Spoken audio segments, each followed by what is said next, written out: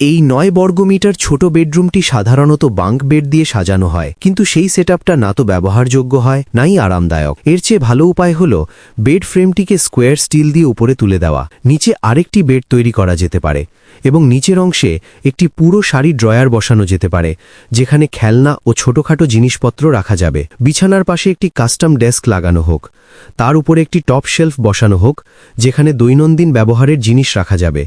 ডেস্কটিকে হেডবোর্ডের মতো ব্যবহার করে তার উপর একটি সফট ম্যাট্রেস পেতে দেওয়া যেতে পারে, যাতে দ্বিতীয় বাচ্চাটি সেখানে ঘুমাতে পারে। বেড ফ্রেমের সঙ্গে সংযুক্ত করে স্টোরেজের জন্য স্টেপস সিঁড়ি তৈরি করা হোক। এরপর একটি বড় কাস্টম ওয়ার্ড্রোব তৈরি করা হোক, যেখানে 2 বাচ্চার জামাকাপড় এবং বেডিং সহ সবকিছু আরামে রাখা যাবে। এটি ছোট একটি ক্লোক রুমের মতো কাজ করবে। দরজাটি 60 সেমি বাম দিকে সরিয়ে দেওয়া হোক, যাতে প্রবেশপথের পাশে একটি ক্যাবিনেট বসানো যায়, যেখানে স্যুটকেস ও বড় জামাকাপড় রাখা যাবে। এখন 2 বাচ্চারই নিজের স্টাডি স্পেস থাকবে এবং উপরের হ্যাঙ্গিং ক্যাবিনেটে বই ও পড়াশোনার জিনিস রাখা যাবে। এই ডিজাইনটি শিশুদের পড়াশোনা এবং স্টোরেজ সংক্রান্ত সব চাহিদা পূরণ করে।